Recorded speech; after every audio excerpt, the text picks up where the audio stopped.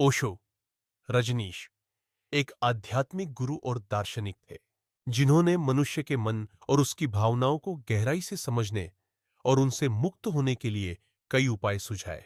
उनके अनुसार मन की उदासी एक आंतरिक असंतुलन का परिणाम है जो हमारे विचारों, भावनाओं और जीवन के प्रति दृष्टिकोण से जुड़ा होता है। ओशो ने मन की उदासी को दूर करने के लिए कई तरीके बताए हैं। ओशो के अनुसार उदासी को दूर करने का पहला कदम है उसे स्वीकार करना।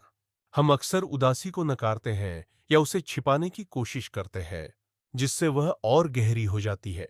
ओशो कहते हैं कि उदासी होना कोई गलत बात नहीं है, यह जीवन का एक स्वाभाविक हिस्सा है। इसे स्वीकार करने से ही हम इससे मुक्त हो सकते हैं।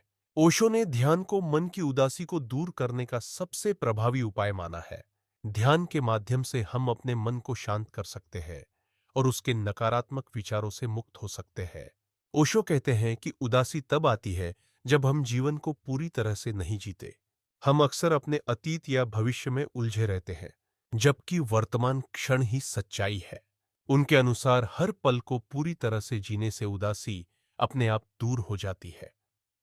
ओशो के अनुसार उदासी का एक कारण यह भी है कि हम अपने भीतर की आवाज को नहीं सुनते। हम समाज, परिवार और दूसरों की अपेक्षाओं में उलझकर अपनी सच्ची इस इच्छाओं को दबा देते हैं। ओशो कहते हैं कि अपने भीतर की आवाज को सुनकर और उसके अनुसार जीने से उदासी दूर होती है। ओशो के अनुसार अहंकार उदासी का एक बड़ा कारण है। जब हम अपने अहंकार से चिपके रहते हैं तो हम दूसरों की राय और अपेक्षाओं से प्रभावित होते हैं। अहंकार को छोड़कर हम अपने आप को स्वतंत्र और हल्का महसूस कर सकते हैं।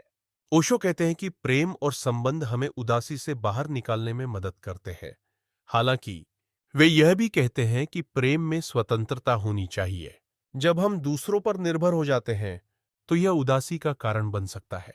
इसलिए प्रेम को स्वतंत्रता और आनंद के साथ जीना चाहिए। ओशो के अनुसार जीवन को एक उत्सव की तरह जीना चाहिए।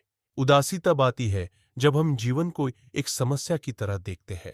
यदि हम हर पल को उत्साह और आनंद के साथ जिए तो उदासी का कोई स्थान नहीं रहता। ओशो कहते हैं कि उदासी तब आती है जब हम अपने आप से झूठ बोलते हैं। अपने आप के प्रति ईमानदार होने से हम अपने भीतर की शांति और संतुष्टि को पा सकते हैं। ओशो के अनुसार प्रकृति के साथ जुड़ने से हमारा मन शांत और प्रसन्न होता है।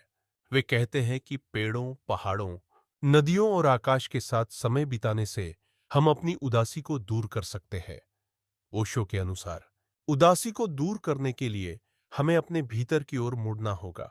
ध्यान, स्वीकृति, प्रेम और जीवन को पूरी तरह से जीने के माध्यम से हम उदासी से मुक्त हो सकते हैं।